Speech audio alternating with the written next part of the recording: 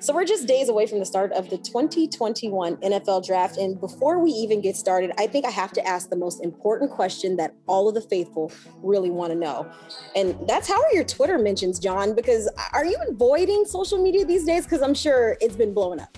Yeah, you know, Keiana, I came to Twitter, I think, you know, the day I took this job as a way to connect with our fan base. And but I think one thing I've always done is, probably because I came to it late, I've kept perspective. I look at it for news, but I really don't get into the mentions and all of that. And so I try to just use it for what it is, as a way to stay informed and have some fun with it come season time with our fans. And you know, but otherwise, and particularly around the draft time, kind of set that down. We're extremely busy in this job in general, especially around the draft time.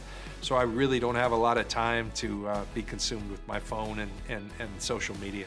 You're a busy, busy man, and I understand it. But with that being said, you and I haven't spoken since before that trade to number 3 overall. But looking back at that moment, making a decision like that, how good did you and your team feel, not just about the trade, but also about the direction of the team, the prospects available, and your ability to get a deal of this magnitude done when a number of teams could be looking to also move up? Yeah, you know, Keiana, I think we started to get a feel of the quality of that position, the quarterback position in this draft, and we felt like it was unique in that way. There was a lot of good options, you know, some better than others though. And if you make a decision, which is really hard to do because Jimmy Garoppolo's been excellent, he's gotten us to a Super Bowl, darn near the MVP of a Super Bowl. I think the biggest issue's been staying on the field, and we don't think that will never be the case, but we just said, hey, it's time for us. We have to go, you know, add to this position, and we felt like it was a really good class. So then you're sitting there at 12, and you start thinking, are the guys that we want going to be there? And you don't know that. And so, you know, I think Kyle and I are pragmatic, but we're not afraid to be bold, and we have an ownership that allows us to kind of trust our instincts, trust our facts, and we felt like, you know, there was a chance that we could be left at the altar if we just stayed pat, even at 12, which is a fairly high pick. So often with the draft at 12, you had to be very careful about your intentions, not tipping who you're going to go get. We felt like this could take some of that pressure off. Like, you know, you have a pretty good idea who's going 1 and 2. You don't make assumptions there. But then we're next at 3. So we're kind of in a driver's seat. We got to go to all these pro days, which we've done. We've had an exhaustive and thorough process that we're really proud of. We've elicited a ton of opinions. We've had really healthy conversation, debate, and ultimately 2 of us are charged with making that decision. We'll share it with ownership, and we'll be proud to announce that, you know, the next 49 are on Thursday night.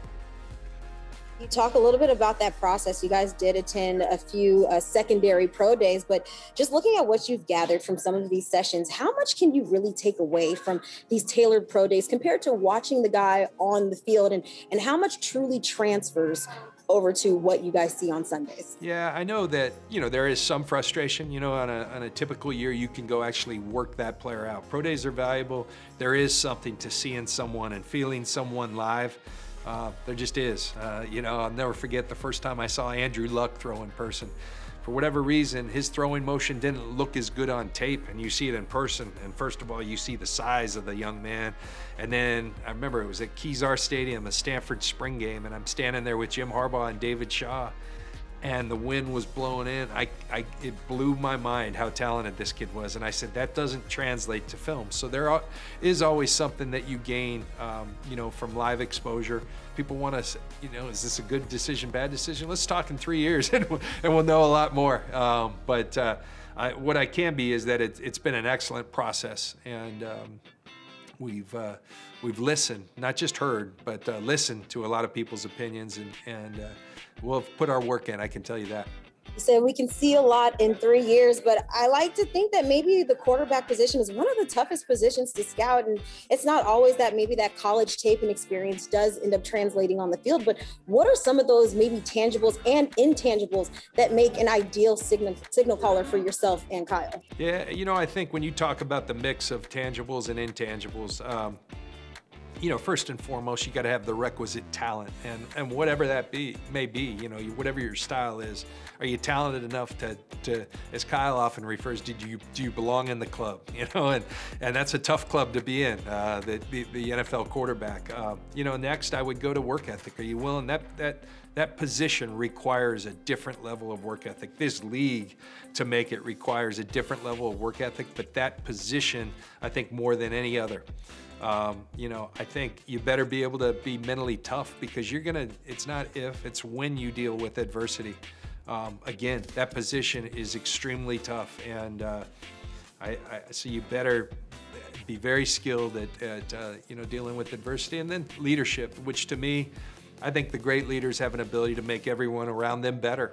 Do you have that quality? And that's kind of my barometer. There's different things that we look for specific to our scheme and such, but really those are the key points that, I've heard and felt over the years that make for success at that position. As we're in the final days of draft prep, how does that draft board look? Are things pretty much set in you guys' eyes, or are just decisions and evaluations continuously being made literally until you guys are on the clock? Yeah, so draft meetings ended Friday morning of last week, so the week before the draft, Friday morning. Over the weekend, we're in here and really setting the board. Now all the opinions are in, coaches, scouts, we've all kind of shared our opinions, had great discussions. So then, we go and really set that board. And then there's just, Kyle and myself will meet with the coordinators, and we'll go kind of our thoughts. And then we'll meet with the defense and special teams, and Adam Peters, Ethan Waugh, Tariq Ahmad, our entire college scouting staff. They're working at this point on the back end, the free agents, the late round. Really, let's get those orders stacked, and they'll collaborate with the coaches on that. So, and then finally, Kyle and I kind of go through it one more time with ourselves, okay? And it's just playing out scenarios. Okay, we're here. These four guys are here. What are we doing? And it's really fun, actually. It's fun, and then it gets to play out, and you get to go execute and put much like preparing for a game. You do all the preparation, then you got to go play a game. And you can't ever predict what a game's going to bring. And so that's the fun part. But you try to put yourself through as many scenarios, practice as you can. I will say that this year's a little different because a lot of late information, because we didn't have the standard combine. So there's probably later information trickling in that will probably go right down to the very end. So obviously, fans, they're enamored by this number 3 overall pick. But those late round gems, you guys nailed it looking at George Kittle, at Fred Warner, and Dre Greenlaw. But given this kind of rocky college season that we've had during this pandemic, how challenging has it been to scout maybe some of these later round diamond in the rough kind of guys? Yeah, you add people like DJ Jones to that list, and we're talking stellar starting level players.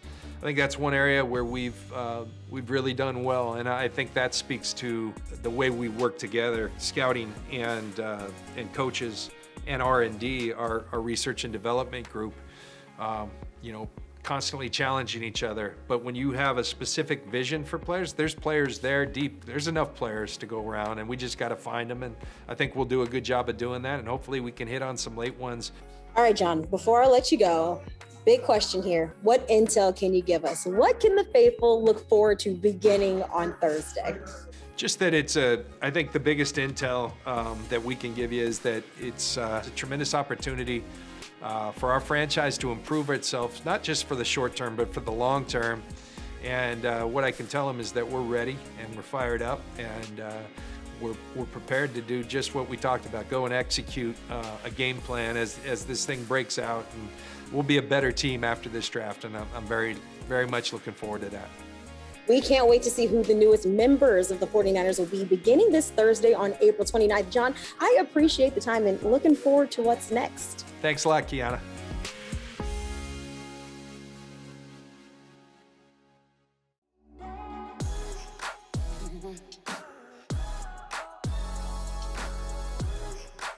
Mm-hmm.